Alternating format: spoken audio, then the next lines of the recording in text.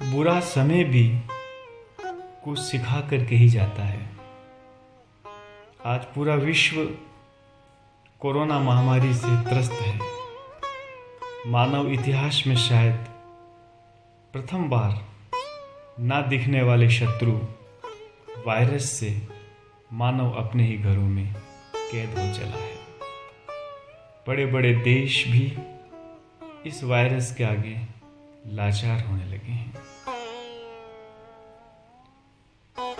ये महामारी, प्रकृति का ये प्रकोप ना धर्म देखता है, ना जात देखता है, ना छोटा देखता है, ना बड़ा देखता है। इस 52 दिनों में समय ने बहुत कुछ देखा और बहुत कुछ सिखाया। इस 52 दिनों में कई दृश्य देखने को मिले जिसमें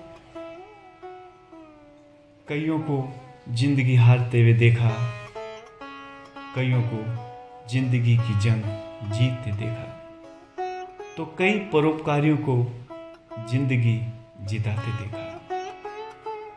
कहीं पत्थर मारते हुए देखा, कहीं सेवादारियों का उपहास करते हुए देखा, तो कहीं उन पे फूल बरसाते हुए देखा।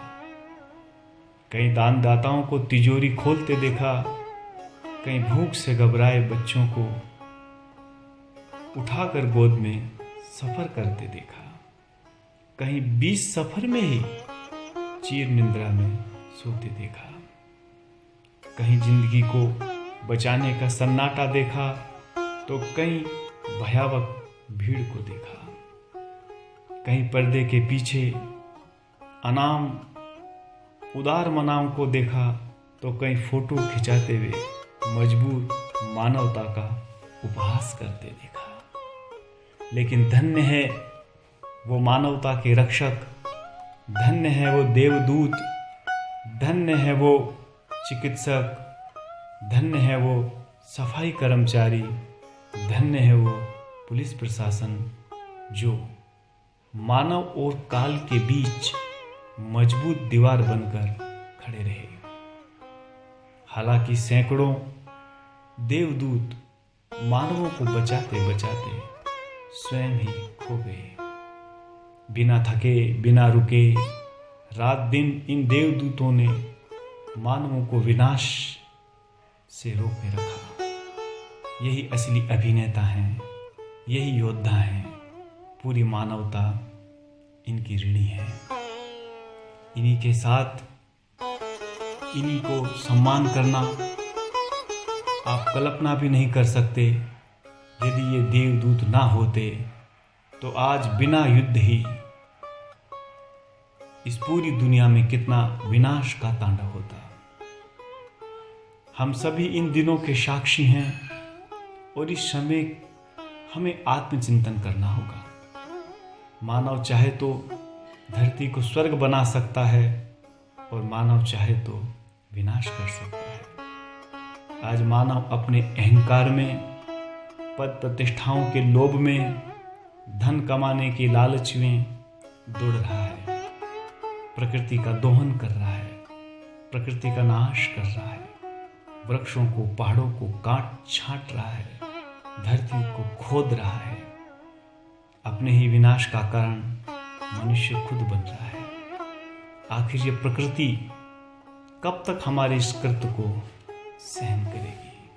थोड़ा यहाँ विचार कर लेना जरूरी है, अन्यथा बहुत देर हो जाएगी।